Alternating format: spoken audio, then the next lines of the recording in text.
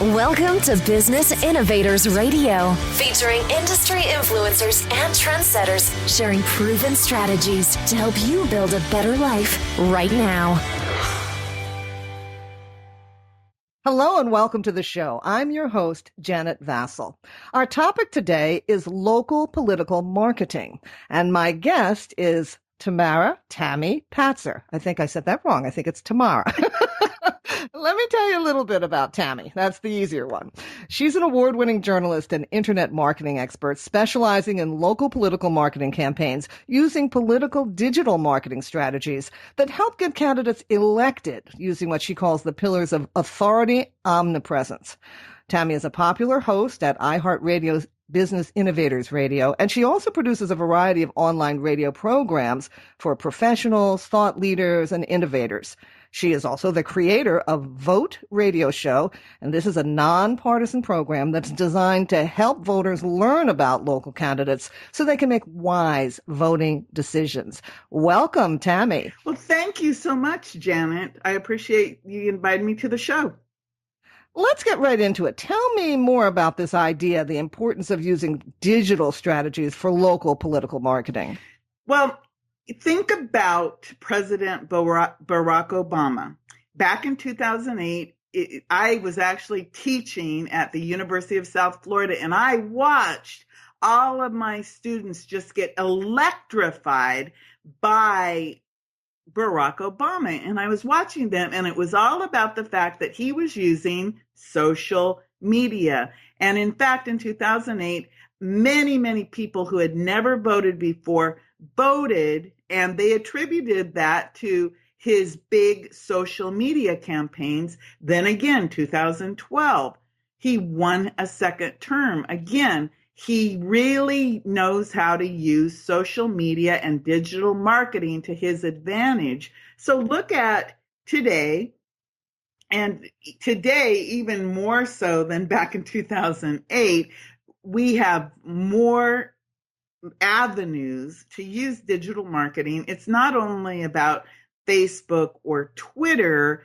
but you can actually now do live video streaming on Facebook, YouTube, Twitter, Tumblr, and almost every other platform is jumping into the live video craze.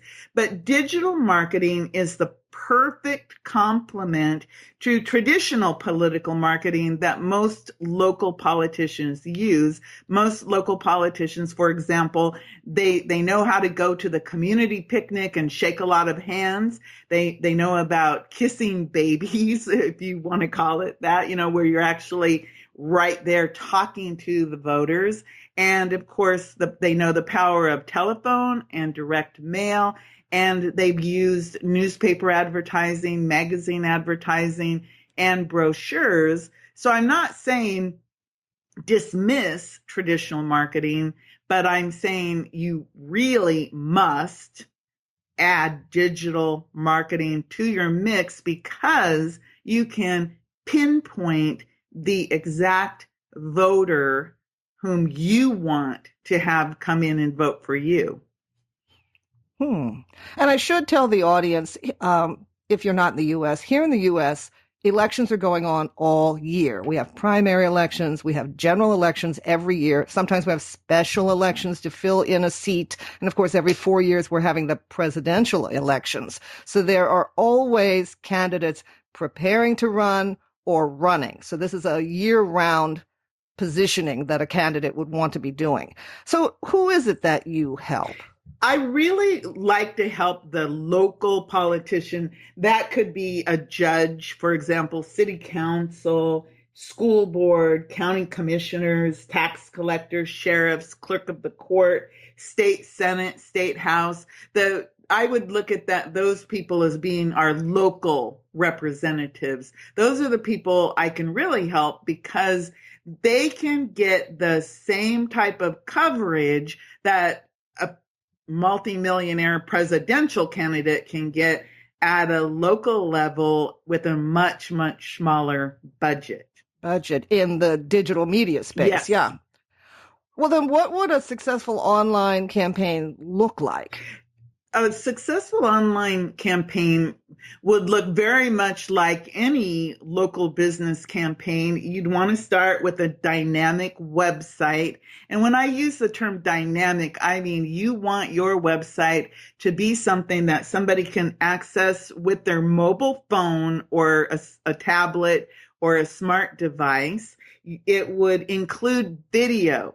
You absolutely must include video today because people love video. It is something that more and more people are using it. And not only is video useful on YouTube, but like I said earlier, Facebook Live is very, very popular. You could use Blab. You can even have online town hall meetings using some of the new media platforms such as Blab or Google Hangouts, because you can, I think Google Hangouts, you can actually invite up to 10 or 12 people to talk. And then, of course, you can have an audience of hundreds, thousands, or millions at one time. Mobile, you want to have a mobile strategy, which could include SMS texting. That would be another example. Of course, comprehensive social media. That would include Facebook. And when I say Facebook or Twitter or any of these platforms, I really mean you want to look at them not only organically, but also you would be using paid advertising. Yeah. Yeah. Now, we did speak about traditional marketing, the direct mail and the phone calls and pressing the flash at meetings and that sort of thing. That, I assume, still works. But how do these two today position the candidate? Well, yes, you definitely cannot discount the personal touch. The way that I see it is we live in a real world and we live in a virtual world, and we must integrate both of our worlds. And I actually call this integrated marketing. So let's say that a candidate is going to go out into the real world, and they're going to do events, they're going to give speeches, they're going to do town hall meetings or go out and meet the people, and then look at the virtual world. And I'll use Facebook as an example. With Facebook, you would have a Facebook page and possibly a community page or a group of like-minded people so that people can get to know, like, and trust you, learn about who you are, what you stand for, what your platform is, and what the issues are that are important to you and the voters. And of course, here's one that many politicians always fail to do. You could also talk about your ideas for how are you going to contribute and help your community at the local level. Now, I know you're also a digital publisher. Could you tell me about how that publishing might figure into local campaigns? Well, publishing really is what we all are doing now. No longer is publishing, I wrote a book and it got picked up by Simon & Schuster. Now publishing really is, I posted on my blog, I posted a video, I created a video. And so that's one definition of publishing. But you also are publishing, for example, let's say this interview is a really good example of publishing in the sense that I'm speaking about it, because we will have our conversation and then it can be published as an online radio show or podcast. I can take the content of this interview and I can get it transcribed. And then that transcription, of course, can be used in a blog. I can use it in Facebook, on Tumblr, Medium. I can share it all over the web. And then, if I'm really smart, I could turn this into a book and publish it on Kindle, or even create a physical book that I could hand out to people that I would like to do business with. Think about this as if you were a politician or a small business owner. what would the ultimate business card of omnipresence and authority be? A book that you could say, oh, here's a book about my values and about where I stand on the local issues. If you're interested, hand it to them, and they're looking at it going, my goodness, this person has a book about what they're going to do to serve the people. And I really firmly believe in local candidates of why are they running for office. It's about they have a passion to serve the community, and I really think that that's why most people are in a local office, because they're typically not professional politicians. They may be the local restaurant owner, or maybe they own the AC repair place, or something else. They're typically local business people who really care about their community, or if they're running for the school board, for example, they care about education and they want the kids to have a better education. So how powerful would that be to be able to hand that book to someone, even if you lose the election and you have a book? Think about that. You can say, well, I wrote a book, and again, here's my book about whatever the topic was. So it's their background, their ideas, it's powerful. Right. Yeah. What about advertising, as they have for years in local newspapers, on the local radio, other traditional media? Where does that fit into the mix, and should politicians still continue with that? Well, I think that everything a politician or any business person should do when they're looking at their marketing is they really have to look at the reality of what works. And if your local newspaper is something that a lot of people actually get and read and reflect upon, it may be worth looking into. However, if you're looking at spending, let's say, $1,200 on a newspaper ad, and I come from the newspaper business, so I'll give you a little idea about how those numbers of your readership come about. It's about, they really don't know how many people read the newspaper. So they go, well, we printed 5,000 copies. We multiply that by a household of 2.2, and we come up with, well, we're saying that 10,000 people will probably see the paper. Think about, that's precise. right. Think about digital marketing. And again, I'll use Facebook as an example, or any type of digital marketing. You can measure it. You actually know how many people the ad was served to, how many people have the odds of seeing it, but you can go, well, this many people clicked on this many people took an action, they opted into your newsletter, or they opted in to get information, or they donated to your campaign. You can measure digital media in such a precise way that $1,200 for the local newspaper may not be the best way to spend $1,200. But I'm not saying don't do all of the traditional marketing, because it is part of what I would call a media mix. You want to put together a program that makes sense for you and your campaign. So I'm not advocating, dump traditional media, because some traditional media can be extremely powerful and it can work very, very effectively. So you really do have to talk to an advisor and say, okay, let's look at where we're spending our money now, what our actual budget is, and where we can get the biggest voter turnout, people who want to vote for us for our buck.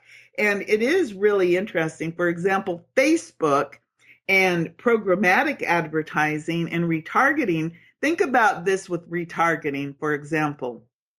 If somebody goes to your website and you have retargeting activated, that person obviously was interested in you. you can follow that person around now and serve them ads so that you're in front of them all the time. Or with Facebook advertising, you can actually pinpoint the people who would most likely vote for you down to the congressional district level or even smaller. So think about the power of being able to get directly in front of the people who are the most likely to vote for you compared to advertising in the local newspaper where you are going to get in front of at least a percentage of people who would never vote for you. Because if they vote on party lines, for example, a staunch Democrat will not ever vote for a Republican candidate. So think about that. That is not pinpoint targeted advertising, and digital marketing can really give you that pinpoint targeted marketing. I even have a case study from Facebook, and it's Florida Governor Rick Scott, who was elected for a second term. He used Facebook advertising to pinpoint the Hispanic voters, and he got a 22% increase, and then he even got a 65% increase with the Cuban voters using Facebook. And so that is an example of how powerful social media can be for a political campaign. It helped him get a second term election from a group of people whom he may not have been able to reach in any other fashion. Mm-hmm.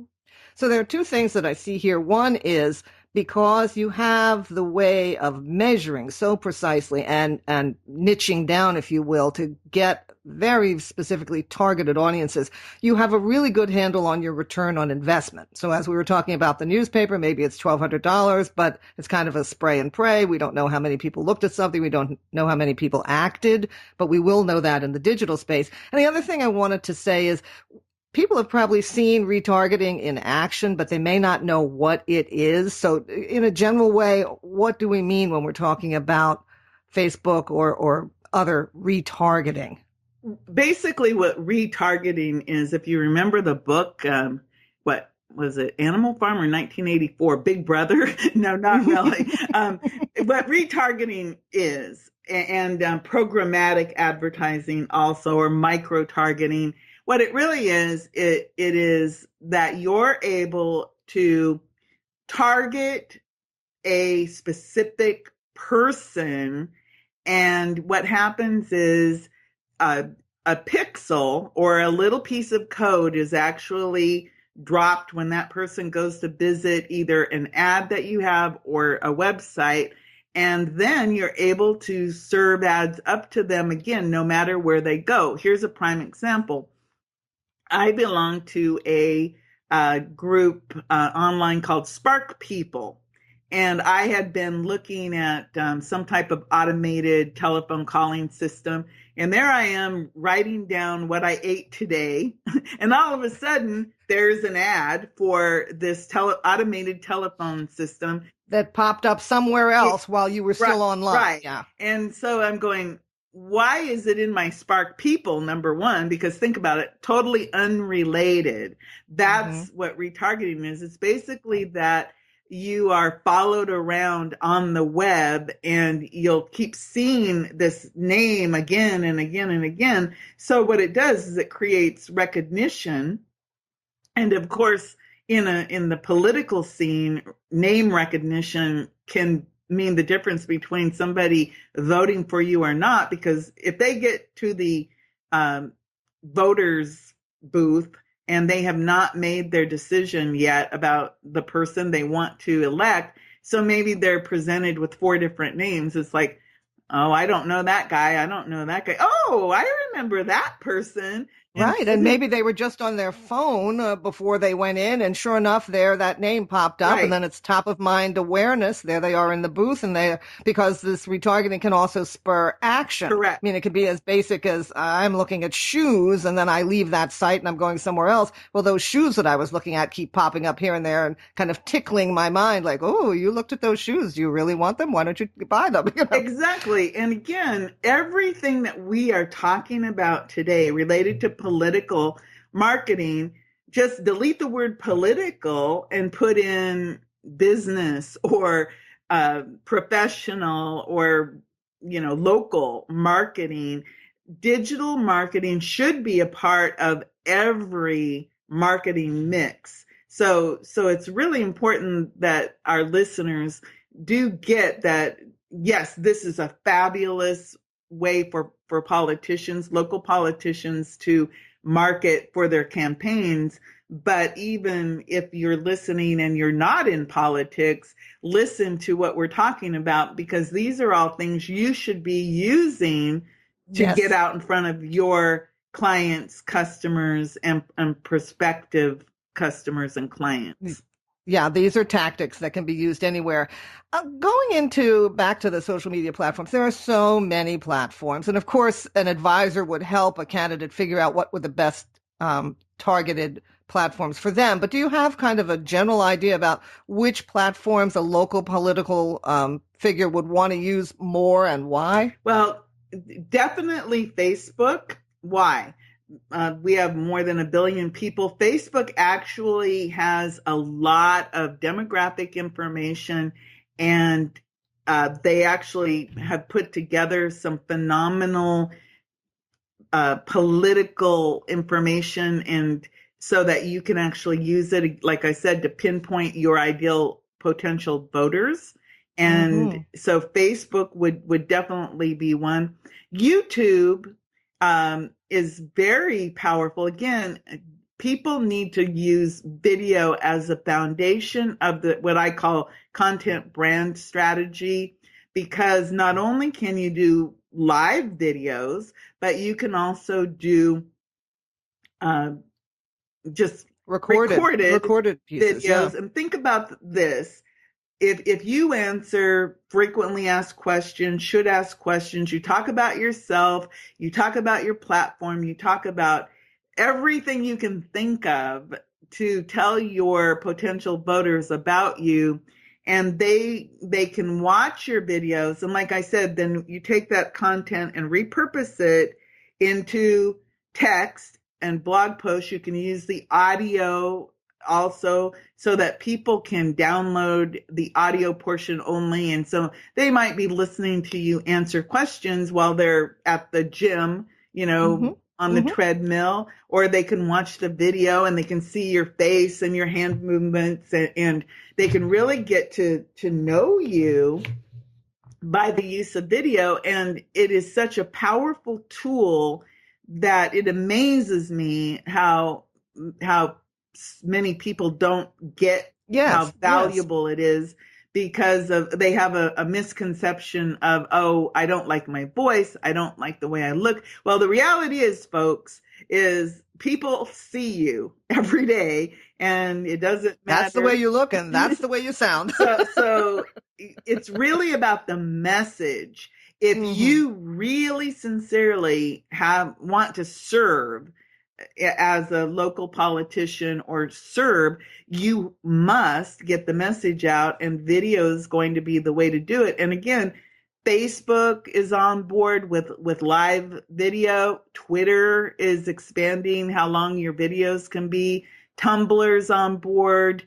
There are many, many platforms. And what the beauty of all of this is, you can use these videos all over the place. And again, even let's say that even you can even take those videos offline into the real world by making a DVD and handing those out to people. How cool would it be if you had your DVD and a book, or a combination in a package, and you said, well, here you go. If you want to know what I stand for, take this, and then then you can give those to all of your volunteers. So your volunteers wouldn't have to know, they wouldn't have to remember a bunch of stuff, but they could then become the messengers and say, here, vote for, this person because, and if you really want to know what their stance is on all of the issues,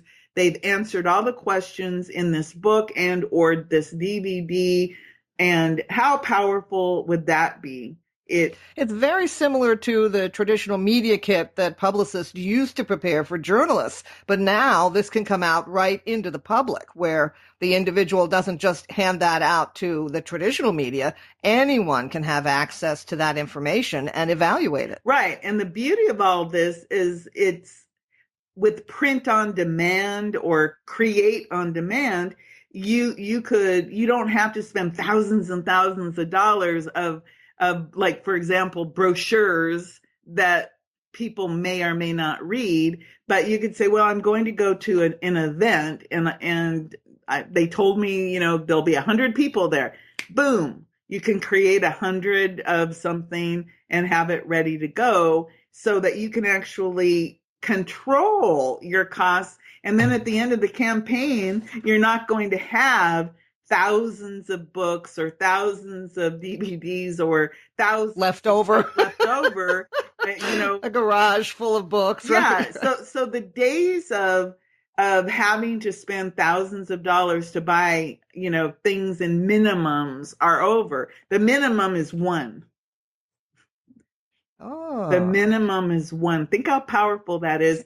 And you mentioned controlling costs as well. And you mentioned that about the media kit. Think about how powerful your digital media kit could be for a journalist, because if you were able to say, well, yes, here's my book, here's my DVD, here's some videos YouTube about channel or whatever has my beliefs. Yeah, and then your interviews will get better because the journalists, if they do a little homework, they can go and choose a few of those hot topics that you've already addressed, and they can craft their interview so that they'll have a much better, more powerful interview with you because you've given them something to work with in advance. So I think that it can all become a really a win-win-win for everyone concerned, because you as the candidate, you get to say who you are in a non-confrontational way. So you're not defending yourself. You're actually able to expand on your beliefs and your values so that people can get to know, like, and trust you. Because what I want from a local politician or a local candidate is I want to know, do you really, really care about my community, and do you care about me, and what are you going to do, and do our values match? And then I can choose to vote for a person instead of a political party.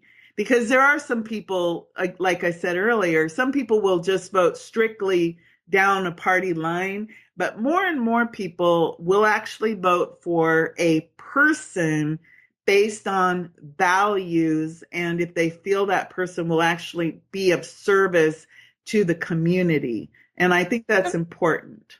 And some are very individual issue driven too. Yeah. So they want to know particularly if there's a hot topic in your town at a particular time. If on social media you're talking about that hot topic and where you stand on it and that sort of thing, you can be very relevant in the moment to position yourself as the candidate of choice. Yes. Another thing I wanted to bring up is that the digital marketing can be done very quickly. Unlike traditional media, think about it. A newspaper how you have to set everything up, is typically 24 hours. For a physical newspaper, you've got a 24-hour turnaround time. Magazines often are 30 to 60 days. Online, something happens, boom, you could have a response very quickly. You could get on live video and talk about an issue, or you can tie issues in the news with what's going on in the world, and it is And just then phenomenal. position yourself and your ideas about how it would work in your community. Yes. Mm-hmm. So you're Yeah. talking about if somebody's listening going, oh, it's too late, the elections are, 6 months away. No, it's not too late. If you want to win, and it's funny because I hear my wanna. If you want to win, you're going to be campaigning up to the vote.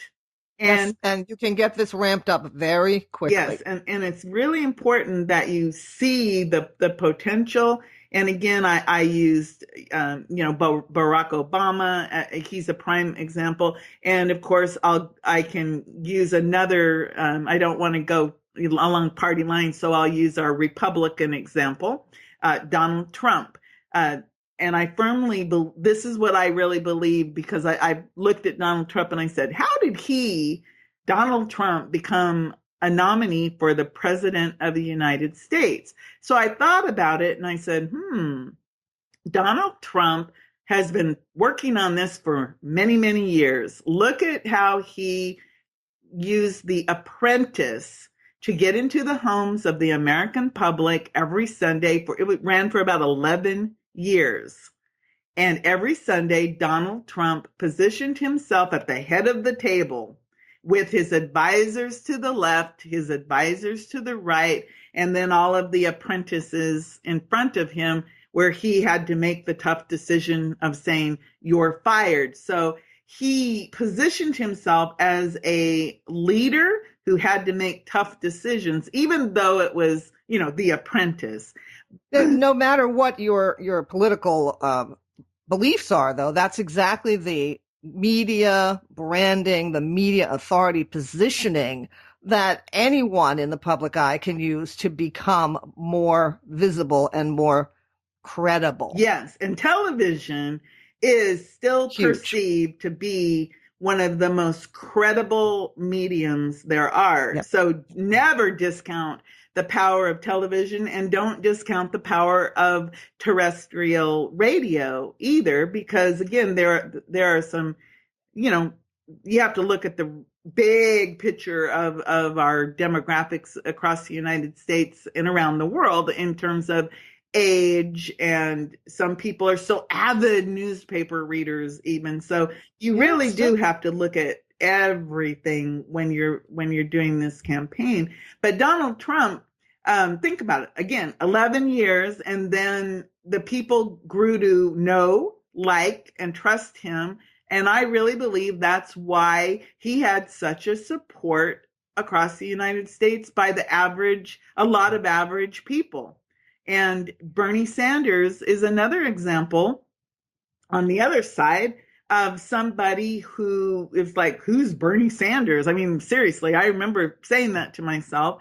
But look what he did using the power of social media and video and his values. And he got a lot of people who were very strong supporters of him. And if you look at all of the political candidates at the national level, they're all using digital marketing and television and radio and, mass media to get in front of the people. And local politicians can do the same thing.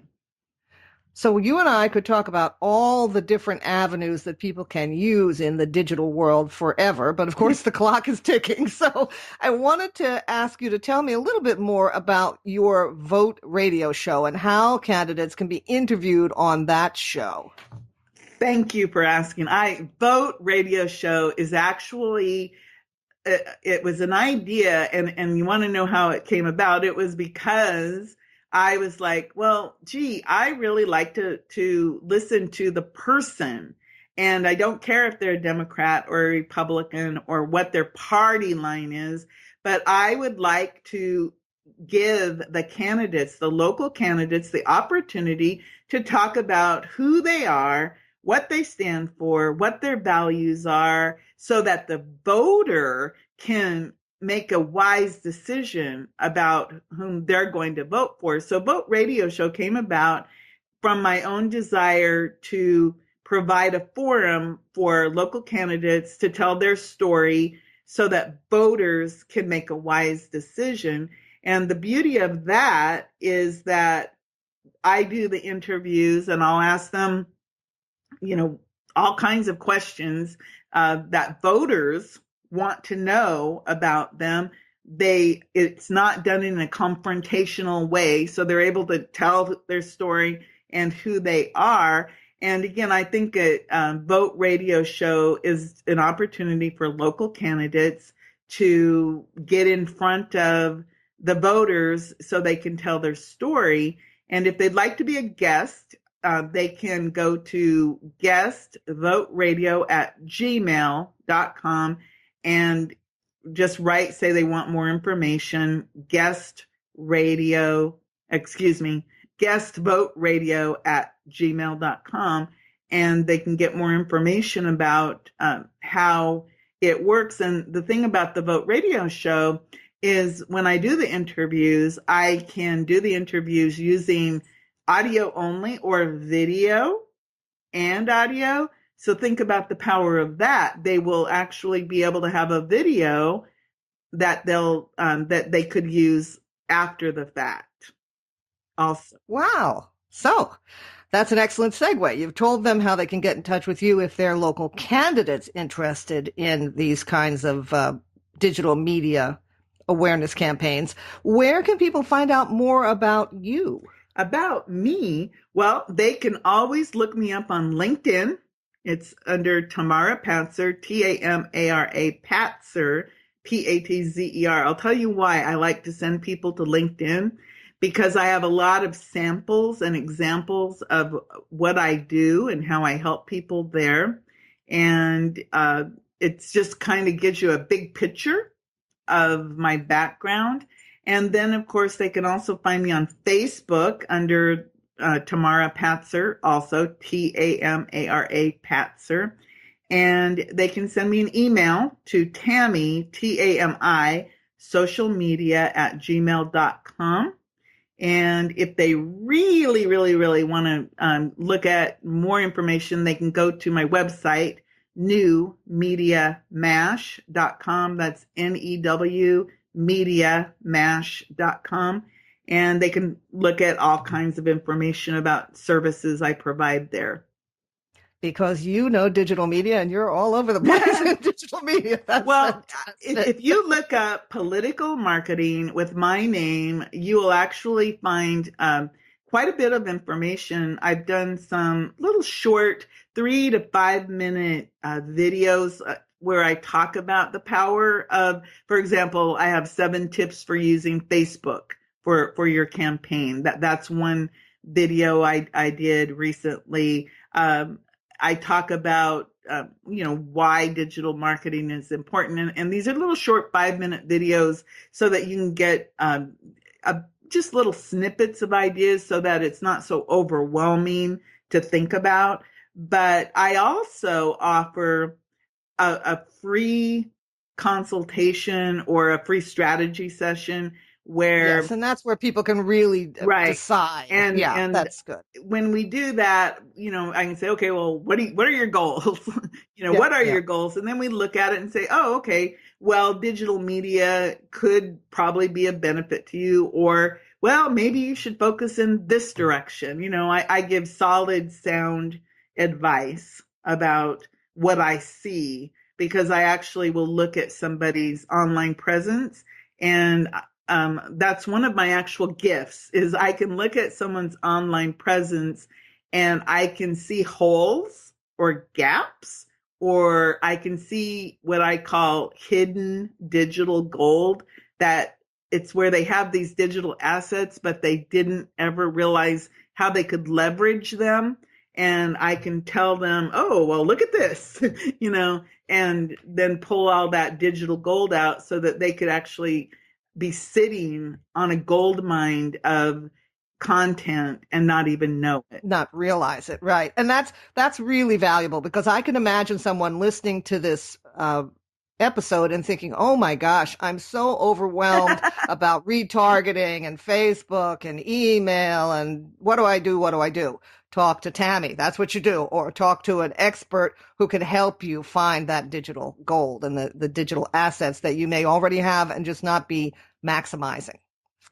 Well, thank you, Tami, for joining us and for sharing so much good information about local political marketing and about what you can do to help people. That'll do it for this episode. I appreciate everyone giving us their time. And remember, it's always okay to like, comment, or share our shows. Until next time, I'm Janet Vassell. Thanks for listening. Bye-bye. Thanks for listening to Business Innovators Radio. To hear all episodes featuring leading industry influencers and trendsetters, visit us online at businessinnovatorsradio.com today.